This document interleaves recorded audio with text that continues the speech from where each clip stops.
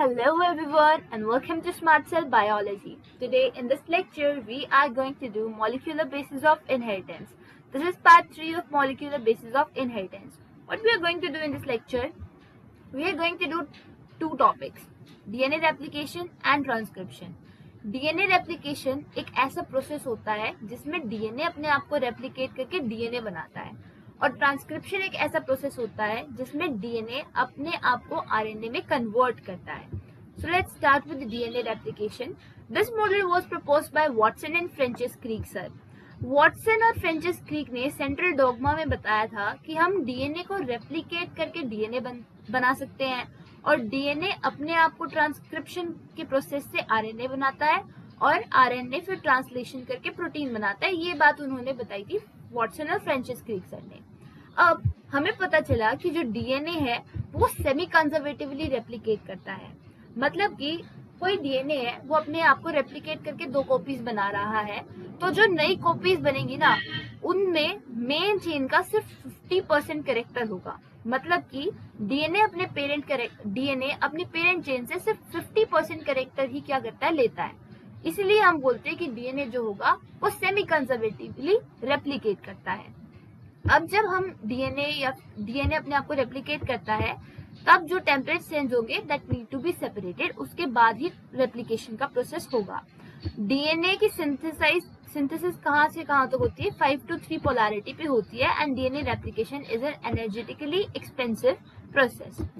Now semi conservative model of replication. अब Watson और क्रिक sir ने ये तो बता दिया कि DNA रेप्लिकेट करके DNA बनाता है. उसके बाद फिर मेसलन और स्थोल आए जिन्होंने बताया कि DNA सेमी कंजर्वेटिवली रेप्लिकेट करता है. 1952-58 में इन्होंने ये एक्सपेरिमेंट किया था. कौन से ऑर्गेनिज्म का इन्होंने यूज किया, इकोलाई का यूज किया जो कि एक प्रोकैरियोटिक सेल था. प्रोसीजर क्या रहा, in this experiment they grew E coli in nitrogen 15 isotope में इन्होंने DNA को ग्रो कराया. ठीक है. Medium of for several generation. Nitrogen 15 incorporated all bacterium after several generation. मतलब कुछ जनरेशन के बाद नाइट्रोजन 15 जो होगा वो उन बैक्टीरियम के अंदर आ जाएगा.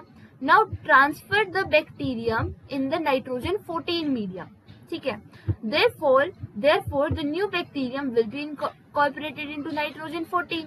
अब नाइट्रोजन 14 और nitrogen 15 can be distinguished on the basis of the difference in the density, जो कि हम सेंट्रिफिकेशन से निकालेंगे. therefore differently separating in caesium chloride density gradient सेंट्रिफिकेशन. अब यहाँ पे कुछ समझ में नहीं आया कि क्या हुआ, इन्होंने नाइट्रोजन 15 में ग्रो किया फिर इन्होंने नाइट्रोजन 14 में ग्रो किया, क्या बताना चाह रहे हैं. अब यहाँ पे हम देखते हैं, इस डायग्राम में देखेंगे. सबसे पहले इन्होंने नाइट्रोजन 15 में DNA को मतलब बैक्टीरियम को ग्रो कराया बहुत बार, जिसकी वजह से उनका जो DNA था उसकी डेंसिटी जब हम चेक कर रहे थे तो वो नाइट्रोजन 15 जितना हैवी आ रहा था. मतलब उसके DNA के अंदर नाइट्रोजन 15 प्रेजेंट है. फिर उसके बाद हमने उसको नाइट्रोजन 14 में डाल दिया तो इकोलाई जो होता है वो 20 मिनट्स में क्या करता है, डिवाइड करता है. तो 20 मिनट बाद हमने देखा तो उसका एक स्ट्रैंड जो था उसके अंदर नाइट्रोजन 15 था और एक स्ट्रैंड जो था उसके अंदर नाइट्रोजन 14 था. मतलब कि बीच में कहीं आ रहा था, ना ही तो पूरा नाइट्रोजन 15 वाली ग्रेडियंट डेंसिटी आ रही थी इसकी, ना ही पूरा नाइट्रोजन 14 वाली आ रही थी, ना ही 15 वाली आ रही थी, कहीं बीच में थी. मतलब कि इसके अंदर 50% तो क्या है 15 वाला नाइट्रोजन है और 50% इसके अंदर 14 वाला नाइट्रोजन है. यहाँ से प्रूव किया इन्होंने semi conservative nature of DNA. यहाँ पे फिर इन्होंने अगले 20 मिनट में देखा, मतलब टोटल 40 मिनट्स के बाद इन्होंने देखा तो हमें वहां पर हाइब्रिड भी देखने को मिल रहा था, लाइट भी देखने को मिल रहा था, क्योंकि बाकी की जनरेशन जो होगी अब वो नाइट्रोजन 14 में ग्रो करेंगी. After one generation, 20 minutes, DNA extracted had a hybrid or intermediate density. After second generation extracted was composed of equal amount of this hybrid DNA. यहाँ से हमें पता चला कि DNA जो होता है वो 50% अपना पेरेंट का करेक्टर लेता है और 50% उसके अंदर नया करेक्टर आता है. दैट मीन्स जो DNA होता है वो सेमी कंजर्वेटिवली रेप्लिकेट करता है. अब नेल्सन और स्टोल ने प्रोकैरियोटिक सेल पर एक्सपेरिमेंट किया था. जो कि इकोलाई था। यहाँ पर नेक्स्ट आते हैं टायलर एक्सपेरिमेंट। इन्होंने एक्सपेरिमेंट किया था एक यूकैरियोटिक सेल विविका फाबा और फाबा बीन्स के ऊपर। इन्होंने प्रूव किया कि डीएनए रेप्लिकेशन यूकैरियोटिक सेल्स के अंदर देखने को मिलती है और इन्होंने इसमें रेडियो एक्टिव थायमिडीन का यूज किया था, तो इसको रेडियो एक्टिव थायमिडीन एक्सपेरिमेंट भी बोलते हैं। That's it. इनके एक्सपेरिमेंट के बारे में सिर्फ इतना ही एनसीईआरटी में बताया हुआ है। Next is the machinery and the enzyme used in the DNA replication. अब हमें ये तो पता चल गया कि हाँ भाई डीएनए सेमी कंजर्वेटिवली रेप्लिकेट कर रहा है, लेकिन कर कैसे रहा है रेप्लिकेट अपने आप को? It is the process in which DNA make its own replica और कॉपी, मतलब डीएनए अपने आप की कॉपीज बना रहा है, ये वो वाला प्रोसेस है। जो मेन एंजाइम यूज होता है डीएनए रेप्लिकेशन में वो है डीएनए डिपेंडेंट डीएनए पॉलीमरेज। ठीक है, ये मेन एंजाइम है जो मेन काम होगा इस पूरे प्रोसेस के अंदर, वो डीएनए डिपेंडेंट डीएनए पॉलीमरेज का रहेगा। इसका मतलब ये नहीं है कि और कोई एंजाइम यूज नहीं हो रहा, और भी बहुत सारे एंजाइम्स यहाँ पर यूज होंगे। This enzyme have two crucial properties, सबसे पहली एक्यूरेसी और दूसरी स्पीड। अब अगर हम देखें ना, क्यों एक्यूरेसी और स्पीड इतनी ज्यादा इंपॉर्टेंट है इस एंजाइम के लिए? Accuracy is more important because any change in the base pair can lead to a huge change in the cell structure and function. मतलब कि अगर कोई भी हम बोल दे कि कोई भी नाइट्रोजनस बेस है, फॉर एग्जाम्पल एक डीएनए है जिसपे ए टी जी इस तरीके का जीनोम बना हुआ है। अब यहाँ पर अगर यहाँ पे एक भी चेंज हो जाता है, फॉर एग्जाम्पल यहाँ से यहाँ पे टी रेप्लिकेट नहीं होता, तो यहाँ पे ए के बाद सीधा जी आएगा, जिसकी वजह से बॉडी के अंदर अलग प्रोटीन बनेगा। जो प्रोटीन बनना था वो प्रोटीन नहीं बनेगा, जिसकी वजह से बहुत बड़ी बड़ी बीमारियां भी हो सकती है। तो एक्यूरेसी तो बहुत अच्छी होनी चाहिए डीएनए डिपेंडेंट डीएनए पॉलीमरेज की, ताकि डीएनए रेप्लिकेट अच्छे से हो, कोई चेंजेस उसके अंदर ना आए। तो एक्यूरेसी बहुत ज्यादा इंपॉर्टेंट है। अब स्पीड इंपॉर्टेंट क्यों है? E coli make it's copy in 18 minutes. हमने देखा है 18 और 20 मिनट्स में जो इकोलाई होता है वो अपनी कॉपीज बना लेता है, और उसके पास टोटल कितने बेस पेयर्स होते हैं? 4.6 × 10⁻6 बेस पेयर्स इसके अंदर होते हैं। इतने सारे बेस पेयर्स होते हैं, मतलब कि जो डीएनए पॉलीमरेज है वो एक सेकंड में कम से कम भी 2000 बेस पेयर्स को क्या कर रहा है? रेप्लिकेट कर रहा है। तो इतनी स्पीड के साथ इसको चलना है, और उस स्पीड में इसको एक्यूरेसी को भी मेंटेन करके चलना है। Further more energetically replication is an expensive process. तो यही बात है कि हम यहाँ पे जो डीएनए रेप्लिकेशन जो होता है उसमें मेन एंजाइम क्या होता है? डीएनए डिपेंडेंट डीएनए पॉलीमरेज होता है। मेन क्यों है? क्योंकि ये क्या करता है? एक्यूरेसी और स्पीड को मेंटेन करके रखता है। That's why this is the most important enzyme in the whole machinery of DNA replication. Now mechanism of DNA replication. The first step in DNA replication is to break the hydrogen bonds of the between the two strands. अब ये एक DNA है। अब हम DNA को ऐसे ही replicate नहीं करता डीएनए अपने आप को। सबसे पहले जो ये हेलिकेज होता है या दो स्ट्रैंड्स के बीच में जो ये हाइड्रोजन बॉन्ड्स होते हैं, इन हाइड्रोजन बॉन्ड्स को ब्रेक करना होता है। इन हाइड्रोजन बॉन्ड्स को किस तरीके से कैसे ब्रेक करेंगे हम? With the help of helicase and unwindase. ये एंजाइम्स होते हैं। हेलिकेज एंजाइम हाइड्रोजन बॉन्ड्स तोड़ने के लिए यूज किया जाता है, हाइड्रोजन बॉन्ड्स को ब्रेक करने के लिए। नेक्स्ट इज, जब हम इनको ब्रेक करेंगे इन बॉन्ड्स को, तो यहाँ पर हमें कैसा शेप मिलेगा? एक ऐसी शेप हमें यहाँ पे देखने को मिल रही है। हमें यहाँ पे एक वाई शेप देखने को मिल रही है। तो इसका अनवाइंडेज का काम खत्म होने के बाद हमें यहाँ पे वाई शेप्ड डीएनए फोक देखने को मिलती है। Is formed here. DNA do not replicate in its full strength. To prevent pairing of two strands, DNA single strand binding protein is used here. अब डीएनए वापस से पेयर ना बना ले यहाँ पे हाइड्रोजन बॉन्ड, तो हम यहाँ पे DNA single strand binding protein का यूज करते हैं।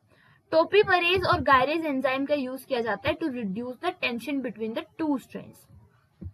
Next is, now on the strand with 5 to 3 polarity RNA primer लगाया जाता है। will be attached, it will synthesize a small piece of RNA that provide free OH group। मतलब कि जो ये वाली पोलैरिटी होती है, यहाँ पर क्या लगाया जाएगा? आरएनए प्राइमर लगाया जाएगा, ताकि वो हर बेस पेयर को क्या दे दे? उनका कॉम्प्लीमेंटरी बेस दे दे। आरएनए प्राइमर लगाया जाएगा। पॉलीमरेज यहाँ पर कौन कौन से यूज होते हैं? पॉलीमरेज जो होगा वो मेन एंजाइम होता है जो पॉलीमराइजेशन कर रहा है। DNA polymerase catalyses polymerization in only one direction, this create more complications in the RNA fork. अब क्या होगा, कॉन्सिक्वेंटली जो ये वाली स्ट्रैंड है इसके अंदर बेस पेयर्स बन जाते हैं और एक नया स्ट्रैंड यहाँ पर बन जाता है। अब हमें यहाँ पे भी एक नया स्ट्रैंड चाहिए। ये जो स्ट्रैंड होता है यहाँ पर इजिली जो हमें रेप्लिकेशन देखने को मिलती है, यहाँ पे इजिली स्ट्रैंड बन जाता है। This is known as the leading strand और द कॉन्टिन्यूस स्ट्रैंड। लेकिन जब ये यहाँ से यहाँ मूव करता है तो यहाँ पर क्या होता है, क्या होता है, यहाँ पर स्ट्रैंड अच्छे से नहीं बन पाते, इस तरीके से गैप आता है। So this is known as the lagging strand. Consequently one strand the replication is continuous, जिसको लीडिंग स्ट्रैंड बोलते हैं, और दूसरे स्ट्रैंड में क्या होती है, डिसकॉन्टिन्यूअस होती है, जिसको लैगिंग स्ट्रैंड बोलते हैं। The discontinuously fragment are the Okazaki fragments are later joined by the DNA ligase. मतलब कि जो फ्रेगमेंट्स बनते हैं ना, ये फ्रेगमेंट्स बने हुए हैं अलग अलग, these fragments are known as Okazaki fragments, और फिर इनको बाद में डीएनए लाइगेज की हेल्प से जोड़ दिया जाता है। फिर एक्सोन्यूक्लियस का यूज किया जाता है यहाँ पे to remove the RNA primer. This is the process of RNA DNA replication. अब यहाँ पे एग्जाम्पल, ये डायग्राम देख लेते हैं। यहाँ पे रेप्लिकेशन फोक बनता है, हेलिकेज का यूज करते हैं जो कि अनजिप करता है, अनवाइंड करता है किसको, डीएनए के दो स्ट्रैंड्स को। फिर यहाँ पे आरएनए प्राइमर का यूज किया जाता है, यहाँ पे लीडिंग स्ट्रैंड बनता है, और यहाँ पर क्या बनेगा, अब आरएनए पॉलीमरेज प्राइमर यहाँ पर आ चुका है। DNA polymerase add nucleotide onto the third end of the strand. Next is synthesis of leading strand proceeds continuously as a fresh template is exposed। फिर यहाँ पर हमें देखने को मिलते हैं ओकाज़की फ्रेगमेंट्स देखने को मिलेंगे। Synthesis of lagging strand must be retained as more template is exposed each time synthesis is retained, a new RNA primer must be made, क्योंकि यहाँ पर discontinuous form हमें देखने को मिलती है। This is primase synthesize the RNA primer. अब यहाँ पे फिर क्या होता है, डीएनए लाइगेज का यूज किया जाता है to fill the gap between the Okazaki fragments. The DNA polymerase add a nucleotide to the third end of one Okazaki fragment, it encounters the fifth end of at the another. ये process होता है basically DNA replication का। Now the next is transcription. Transcription एक ऐसा process है जिसमें DNA जो है that is converted into RNA. यहाँ पर लिखा है copying of one strand of DNA into RNA. DNA का सिर्फ एक ही स्ट्रैंड आरएनए में कन्वर्ट होता है। रेप्लिकेशन में हमने देखा कि डीएनए के दोनों स्ट्रैंड रेप्लिकेट कर रहे हैं। ट्रांसक्रिप्शन में सिर्फ डीएनए का एक स्ट्रैंड जो होता है वो आरएनए के अंदर कन्वर्ट होता है, दूसरा स्ट्रैंड कन्वर्ट नहीं होता। वो भी पढ़ेंगे कौन सा होता है कौन सा नहीं होता। सबसे पहले हमें पढ़ना है कि ऐसा क्यों कि सिर्फ एक ही डीएनए का स्ट्रैंड रेप्लिकेट होता है। पहला रीजन तो कि अगर वो दोनों के दोनों स्ट्रैंड्स डीएनए के ट्रांसक्राइब हो जाएंगे तो हमें क्या मिलेगा, डबल स्ट्रैंडेड आरएनए मिलेगा। जो भी आरएनए, दो आरएनए हमें मिलेंगे जो कि एक दूसरे के कॉम्प्लीमेंट्री होंगे, जिसकी वजह से हमें double stranded DNA can not bind to, यहाँ पे आरएनए आएगा जो डबल स्ट्रैंडेड आरएनए होता है, that can not bind to protein to further form the protein chain. तो ऐसा नहीं हो पाएगा, इसीलिए यहाँ पर क्या बनता है, सिंगल स्ट्रैंडेड आरएनए ही हमें बनाना होता है। Both complementary strand will make different protein which will make the genetic machinery more complicated. ये रीजन होता है कि क्यों दोनों स्ट्रैंड रेप्लिकेट करके, दोनों स्ट्रैंड ट्रांसक्राइब करके आरएनए नहीं बनाते, बिकॉज दोनों स्ट्रैंड अगर ट्रांसक्राइब करेंगे तो कॉम्प्लीमेंट्री आरएनए बनाएंगे, जिसकी वजह से बॉडी मशीनरी जो होती है वो और भी ज्यादा कॉम्प्लिकेटेड हो जाएगी। The principal of complementary governs the process of transcription to accept uracil instead of thymine. अगर हम बैक्टीरिया में देखें तो हमारे पास थ्री टाइप के आरएनएज होते हैं, एमआरएनए, टीआरएनए और rRNA. All the three type of RNA are needed to be synthesize protein in a cell. Now transcription unit क्या होती है? Main enzyme for transcription is DNA dependent RNA polymerase, और replication में main enzyme कौन था? DNA dependent DNA polymerase. यहाँ पर है डीएनए डिपेंडेंट आरएनए पॉलीमरेज, और we can call it as RNA polymerase. अब कौन सी डायरेक्शन में सिंथेसाइज होता है RNA? From 5 to 3 polarity direction में सिंथेसाइज होता है RNA. The part of DNA which take part in transcription is known as the transcriptional unit. और ट्रांसक्रिप्शनल यूनिट के 3 पार्ट होते हैं, promoter, structural gene and the transcription and the terminator. ये 3 part होते हैं किसके? ट्रांसक्रिप्शन यूनिट के, promoter, structural gene and terminator. Promoter क्या होता है? It is the short sequence of DNA that provides binding site for the RNA polymerase and it bears different part of attachment for sigma factors and मतलब कि basically promoter नाम से ही पता चल रहा है कि यहाँ से जो डीएनए ट्रांसक्रिप्शन का प्रोसेस है वो शुरू होगा। This is the short sequence of DNA that provide the binding site for the RNA polymerase. मतलब आरएनए पॉलीमरेज सबसे पहले यहाँ पे लगेगा जहां से फिर ये प्रोसेस शुरू होगा। अब ये जो प्रोमोटर होता है ये अपना काम तब शुरू करता है जब इसके ऊपर क्या आता है? सिग्मा फैक्टर आता है। उसके बाद ये क्या करेगा? अपना काम शुरू करेगा। स्ट्रक्चरल जीन क्या होता है? ये वो वाला पार्ट होता है डीएनए का जो कि एक्चुअली आरएनए के लिए कोड करेगा। यहां से प्रोसेस शुरू होता है और ये कोड करता है किसके लिए? आरएनए के लिए। ये वो पार्ट है डीएनए का जिससे आरएनए बनेगा। It is read by RNA polymerase from 3 to 5 direction, जिसकी वजह से आरएनए जो होगा वो 5 to 3 डायरेक्शन में क्या होगा? सिंथेसाइज होगा। टर्मिनेटर एक ऐसा पार्ट है डीएनए का, ऐसा छोटा सा सेगमेंट है डीएनए का जहां पे टर्मिनेटर फैक्टर आएगा, रो फैक्टर आएगा, और यहाँ पे जो ये प्रोसेस होता है ट्रांसक्रिप्शन का ये खत्म हो जाता है। अब ये बेसिकली डीएनए है, ये 2 स्ट्रैंड्स हो जाते हैं डीएनए के, 1 और सेकेंड स्ट्रैंड। ये होगी 3 to 5 पोलैरिटी, ये होगी 5 to 3 पोलैरिटी वाला। अब यहाँ पे हम है ना कोडिंग स्ट्रैंड को एज अ रेफरेंस पॉइंट लेके चलते हैं। जहां पे कोडिंग स्ट्रैंड का 5th एंड होगा वहां पर तो प्रोमोटर होता है, और जहां पर कोडिंग स्ट्रैंड का 3rd एंड होगा वहां पर टर्मिनेटर होता है। The reference for the position of the promoter and the terminator is taken by the polarity of the coding strand. Coding strand के 5th पोजीशन पे प्रोमोटर और कोडिंग स्ट्रैंड के 3rd पोलैरिटी पे टर्मिनेटर होता है। Now this is the promoter, this is the terminator, और जो ये बीच का बचा हुआ हिस्सा होता है this is the structural gene. ये स्ट्रक्चरल जीन हो गया। जो कोडिंग स्ट्रैंड के कॉम्प्लीमेंट्री वाला स्ट्रैंड होता है उसको हम बोलते हैं टेम्पलेट स्ट्रैंड। कोडिंग स्ट्रैंड जो होता है इसका नाम कोडिंग स्ट्रैंड है, बट ये आरएनए के लिए कोड नहीं करता, ये सिर्फ as a frame of reference हम इसको लेते हैं। टेम्पलेट स्ट्रैंड क्या करता है? कोड करता है किसके लिए? आरएनए के लिए। ये भी क्वेश्चन बहुत बार पूछा गया है कि कौन सा स्ट्रैंड जो होता है वो आरएनए को सिंथेसाइज करेगा, तो टेम्पलेट स्ट्रैंड सिंथेसाइज करेगा। Next is what are the genes and cistrons. Genes और सिस्ट्रोन्स के बीच में डिफरेंस क्या होता है? Gene is defined as the functional unit of the inheritance. A cistrone is defined as the segment of DNA coding for a polypeptide. DNA sequence coding for tRNA or RNA or molecule also defined as gene. It is of 2 type, monocistrons या फिर polycistrons.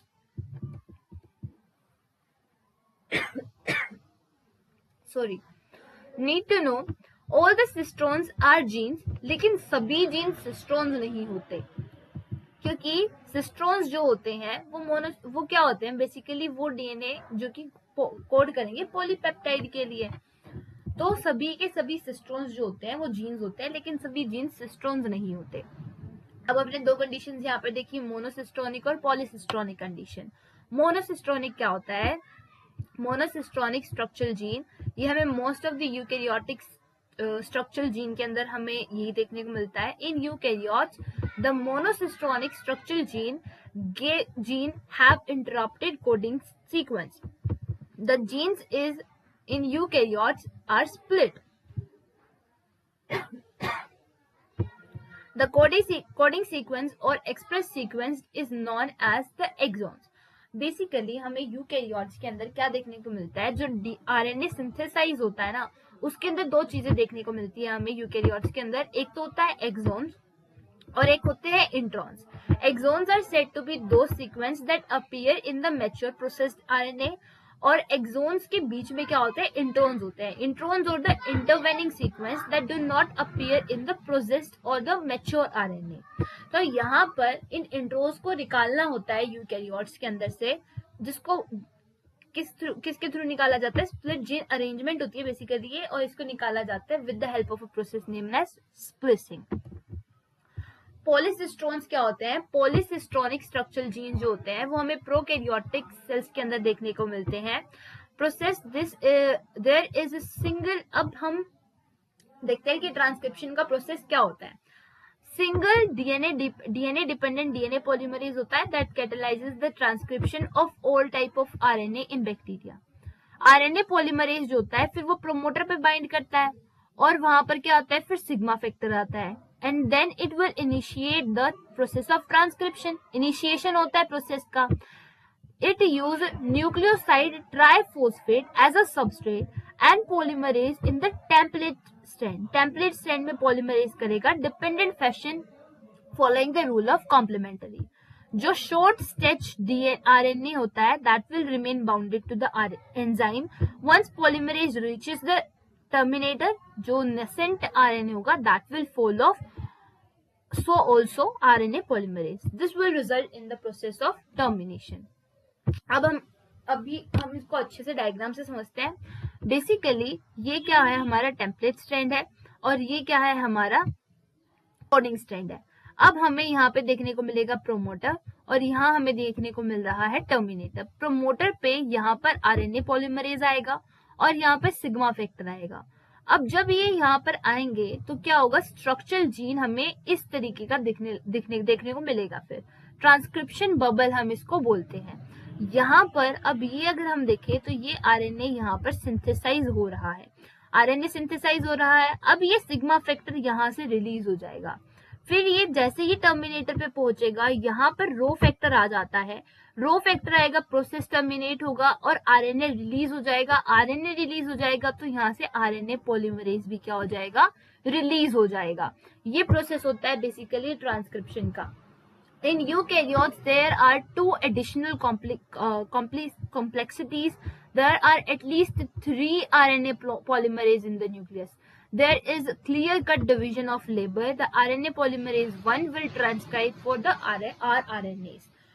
Second complexity क्या होती है, that primary transcripts contain both exons और introns। जैसे कि हमने देखा था कि यूकेरियोट्स के अंदर स्प्लिट जीन अरेंजमेंट हमें देखने को मिलती है, एक्सोन्स और इंट्रॉन्स दोनों होते हैं और ये नॉन फंक्शनल होगा। अगर दोनों प्रेजेंट है तो नॉन फंक्शनल होगा, that RNA will not do it work, hence it is subjected to process called splicing. Splicing होगी, स्प्लिसिंग से क्या होगा, इंट्रॉन्स यहाँ से रिमूव होंगे और एक्सोन्स को क्या किया जाएगा, ज्वाइन किया जाएगा। HNRNA undergoes additional process called as the capping and the tailing. Capping in capping an unusual, basically अगर हम देखें स्प्लिसिंग कैसे होगा, ऐसे होता है। फॉर एग्जाम्पल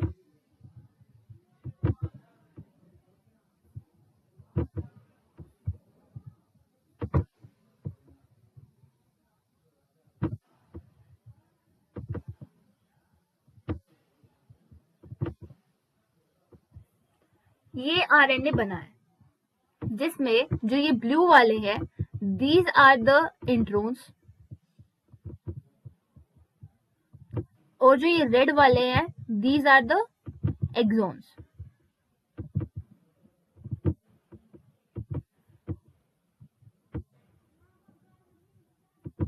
अब क्या होगा, हमें इन इंट्रॉन्स को यहां से निकालना है। तो क्या होगा, सबसे पहले तो हम इसकी कैपिंग कराएंगे। कैपिंग में क्या होता है, यहाँ पर इस साइड, किस साइड, फिफ्थ एंड पर क्या लगाया जाता है, मिथाइल गुएनोसिन ट्राइफॉस्फेट लगाया जाता है, जिसको बोलते हैं कैपिंग। फिर उसके बाद थर्ड एंड पर क्या लगाया जाता है, एडिनलेट रेजिड्यूज लगाए जाते हैं, 200 से 300 एडिनलेट रेजिड्यूज लगाए जाते हैं, ऐसे ए इस तरीके से एडेनिलेट रेजिड्यूज लगाए जाते हैं यहाँ पे 200 से 300, जिसको हम क्या बोलते हैं, the process of telling.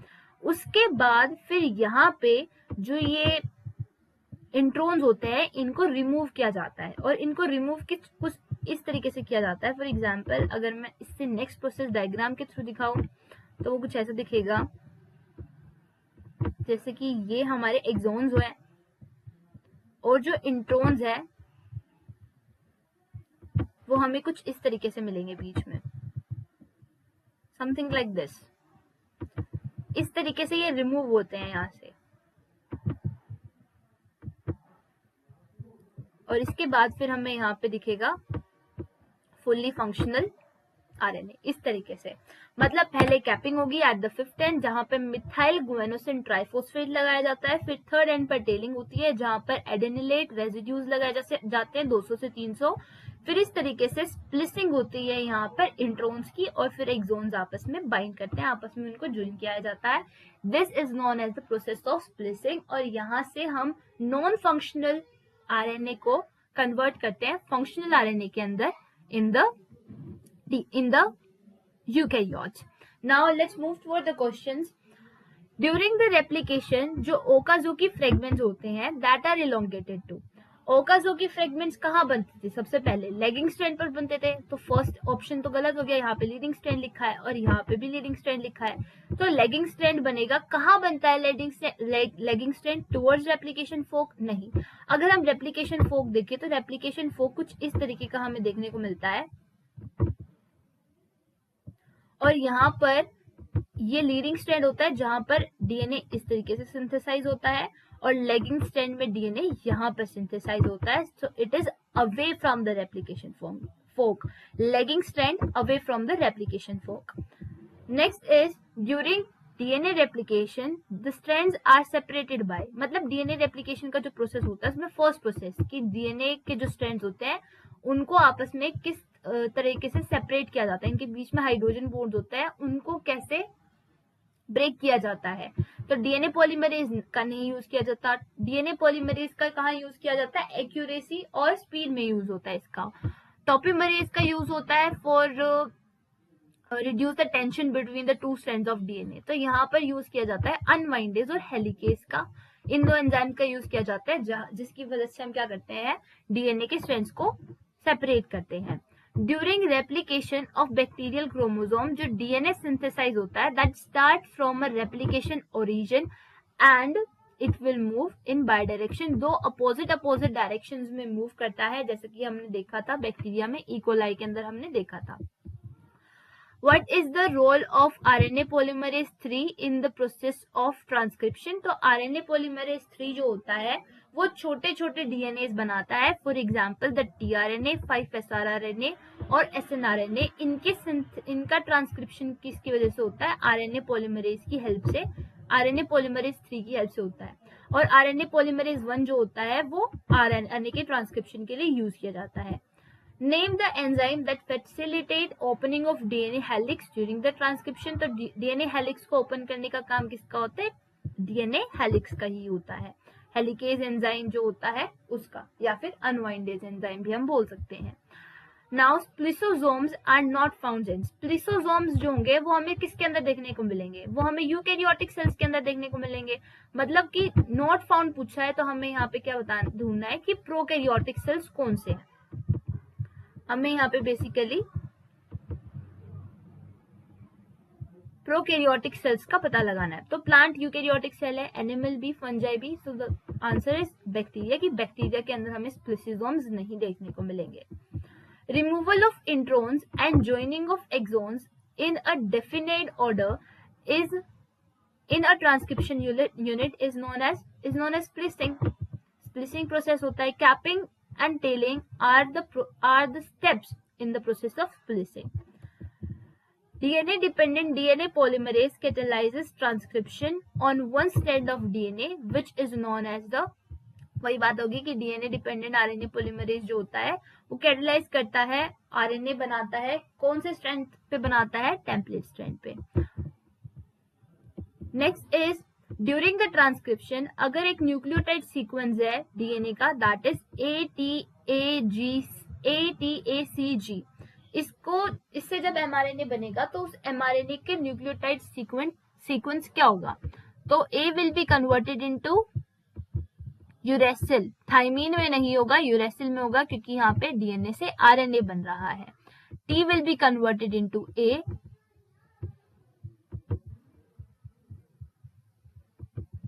and again A will be converted into U,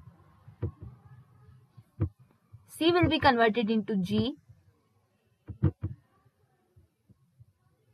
and G will be converted into C. So it will be UAUGC, UAUGC. So this is the correct option, UATGC. So this is the correct option, UAUGC. Next is the transcription. During transcription, the DNA site at which RNA polymerase bind is known as the RNA polymerase. कहाँ पर bind करता है? सबसे पहले promoter पे bind करता है with sigma factor. Next is, which of the following RNA should be most abundant in animal cell? Animal cell के अंदर सबसे abundant RNA कौन सा होता है? तो RNA जो होता है वो सबसे abundant हमें देखने को मिलता है इनके अंदर. किसके अंदर? एनिमल सेल्स के अंदर.